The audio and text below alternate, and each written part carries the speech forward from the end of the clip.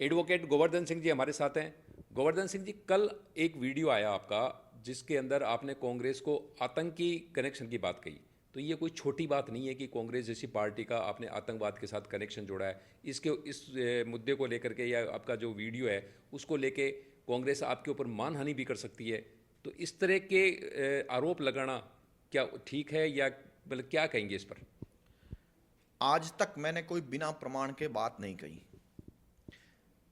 जयपुर के मंदिरों में 2008 में बम विस्फोट हुए, 72 लोग मारे गए, सैकड़ों लोग आज भी विकलांग हैं। यूपी के कई आतंकवादी पकड़े गए, गिरफ्तार हुए, जेल गए, ट्रायल चला, फांसी की सजा हो गई।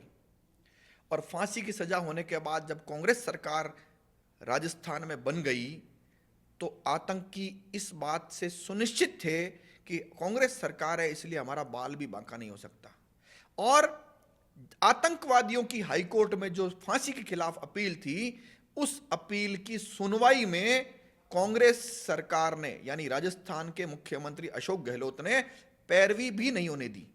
और यह बात मैं नहीं कह रहा हूं, हाईकोर्ट जज साहब ने, 2 जजों की बेंच थी, उस बेंच ने अपने फैसले में भी लिखा है कि सरकारी वकील ने इस पूरे मामले में ढंग से पैरवी भी नहीं की। अब आप मुझे बताइए, वही राजस्थान की कांग्रेस सरकार मोदी सरकार के केंद्रीय मंत्री गजेंद्र सिंह शेखावत को फंसाने के लिए 42 करोड़ रुपए स्पेशल पीपी यानी वकीलों को देती है। क्या कांग्रेस सरकार आतंकवादियों के खिलाफ कोई ढंग का वकील नहीं कर सकती थी? क्या उसका फॉलोअप नहीं कर सकती थी? सच बात क्या है कि वो आतंकवादी जेल के वार्ड संख्या 10 में जयपुर में जहां बंद थे, अशोक गहलोत ने मुझे भी उसी वार्ड में बंद किया था उन आतंकवादियों के साथ। वार्ड संख्या 10 के सेल संख्या 12, 13, 14 में तो वो आतंकवादी रहते थे और सेल संख्या 57 में मुझे डाला गया था। उस दौरान आतंकवादियों ने मुझे स्पष्ट रूप से कहा था कि राजस्थान में कांग्रेस की सरकार है इसलिए हमारा बाल भी बांका नहीं हो सकता। बात बड़ी थी, लेकिन मुझे लगा कि इनको फांसी की सजा हो गई है, फांसी होने वाली है, तो ये डिप्रेशन में आ गए इसलिए उससे उबरने के लिए बोल रहे हैं। लेकिन वो आतंकवादी जिन्होंने जेल में मुझे वो बात बताई थी, वो बात हाईकोर्ट के फैसले के बाद सत्य निकली। अशोक गहलोत और कांग्रेस सरकार ने उन आतंकवादियों के खिलाफ हाईकोर्ट में पैरवी ही ढंग से नहीं की, जिस कारण से वो आतंकवादी बरी होकर चले गए। जिन परिवारों के सदस्यों के चिथड़े चिथड़े उठा करके दाह संस्कार करना पड़ा उनको, वो परिवार आज भी रोते रह गए।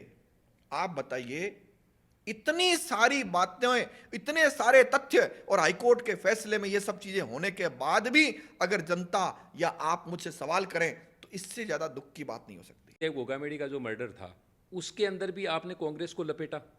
देखिए, भारत के एक जाने माने व्यक्ति सुखदेव सिंह गोगामेडी, जिसकी सभाओं में लाखों लोग आते थे, राजस्थान की बात नहीं है, पूरे देश भर की सभाओं में लाखों लोग आते थे, सुखदेव गोगामेडी की हत्या होने वाली है, इस बात की सूचना राजस्थान की कांग्रेस सरकार को पंजाब सरकार ने लिखित में दी कि इसकी हत्या होने वाली है। उसके बाद राजस्थान पुलिस के एटीएस ने भी लिखित में सूचना दी अशोक गहलोत को, क्योंकि वो गृह मंत्री भी था। उसके बावजूद कांग्रेस सरकार ने उसको सुरक्षा नहीं दी और तब तक इंतजार किया जब तक वो हत्यारे उसकी हत्या नहीं कर दे। कानून के मुताबिक ओमिशन और कमीशन दोनों ऑफेंस है। अशोक गहलोत यानी गृह मंत्री की जो भूमिका थी, कांग्रेस सरकार की जो भूमिका थी, वह भूमिका ही संदिग्ध है। उसने अपने विरोधियों को इस प्रकार से निपटाया और अपनी संस्थाओं का दुरुपयोग किया जिसकी कोई हद नहीं है। गोवर्धन सिंह जी, आप कहते हैं कि कांग्रेस का आतंकी कनेक्शन है, जबकि उदयपुर के अंदर सब जानते हैं कि उदयपुर में जो आतंकी हमले के अंदर जो कन्हैया लाल टेलर की जो हत्या हुई थी, तो उसके बाद तो उन हत्यारों को पकड़ने में सहयोग करने वाले, मैं पुलिस वालों की बात नहीं कर रहा, उनको तो इनाम मिले ही हैं, जिन्होंने सहयोग किया उनको भी कांग्रेस सरकार ने यानी मुख्यमंत्री अशोक गहलोत ने उनको नौकरियां की घोषणा की थी। यह बात भी जनता को ध्यान माननी चाहिए।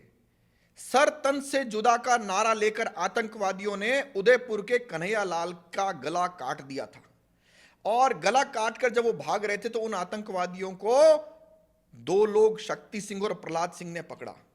अशोक गहलोत ने कहा कि हम आपको नौकरियां भी देंगे, सुरक्षा भी देंगे, और ये सब कुछ वादे, झूठे वादे किए, कांग्रेस सरकार ने वादे किए। लेकिन आपके सामने सवाल है, कांग्रेस अगर अपने वादों पर खरा उतरती शक्ति सिंह और प्रहलाद सिंह को नौकरी दे देती, सुरक्षा दे देती, तो कांग्रेस के आतंकी मित्र नाराज होते।